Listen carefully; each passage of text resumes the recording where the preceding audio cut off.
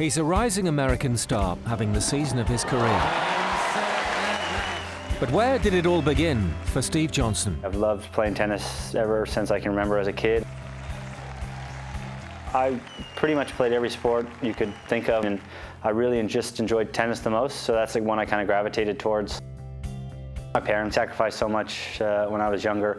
You know, my mom driving me around from place to place, and my dad was my coach my whole life until I went to college. So, you know, they both played a huge role in the person I am today and the tennis player I am today as well.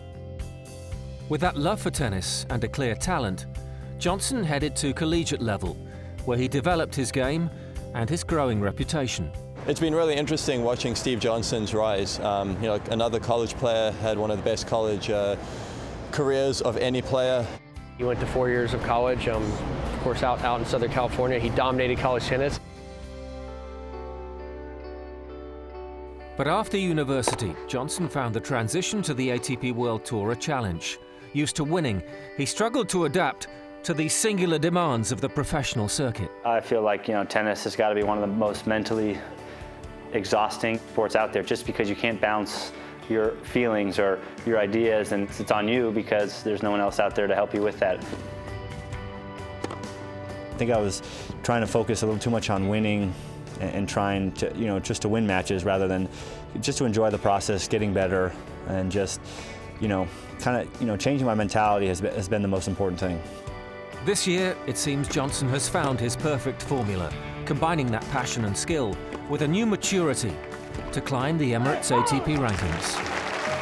You know, I think I'm just starting to put everything together.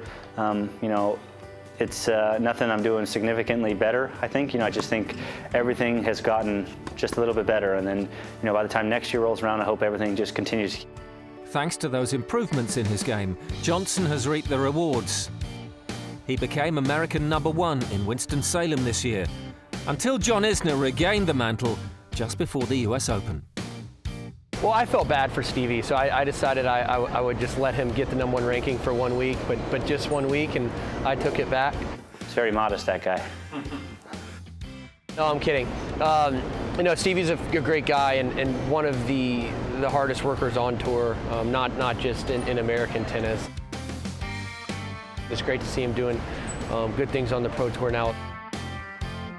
Being the #1 American, you know, it's just one of those things where I still kind of picture in my mind, you know, Andy and Marty and James and even John, for that matter, you know, still being the #1 American, just because, you know, that's kind of who I grew up watching and idolizing. So, you know, to be in that company is really special. Steve and John have worked so hard and continue to work hard and playing really, really great. I think it's great for American tennis.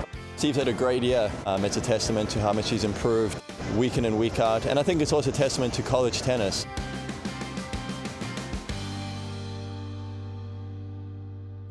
If he's lost the American top spot to Isner, Johnson's admiration for his compatriot is clear. He remains proud to be part of the battle to be US #1. After all, it can only bring out the best in both of them. In 2015, I played John Isner in DC. You know, I was really having a tough week prior to that. And to make the semis of DC, I had match points against John, a night match in America. You know, the stadium was packed, and unfortunately, I had match points and lost, but it was an incredible experience. You know, it's one of those ones that I watched, you know, Andy play James and Marty, and those guys, you know, play so many times on TV against one another, and to feel like, you know, to be a part of an All-American night match at a tournament like DC was pretty special. Johnson's patriotism shone through as he won bronze at the Rio Olympics this summer with Jack Sock. Another step forward for the most decorated player in US college history. I think I have the same feelings now on court as I did in college, you know, where, you know, I feel like I can go out there and win every match, you know, I'm going to play, and you know, that's a great feeling, you know, as a competitor and as a tennis player. So I'm just looking forward to, you know, the process of getting back, you know, that confidence that I had, and you know, I feel like I have it again now, and you know, it's taken a few years to really feel comfortable on this stage. And after that ATP World Tour title in Nottingham this summer, Steve Johnson looks here to stay. I'm pretty fortunate to be where I am today, so hopefully I can just continue to go out there and, you know, battle and try and win as many matches as possible.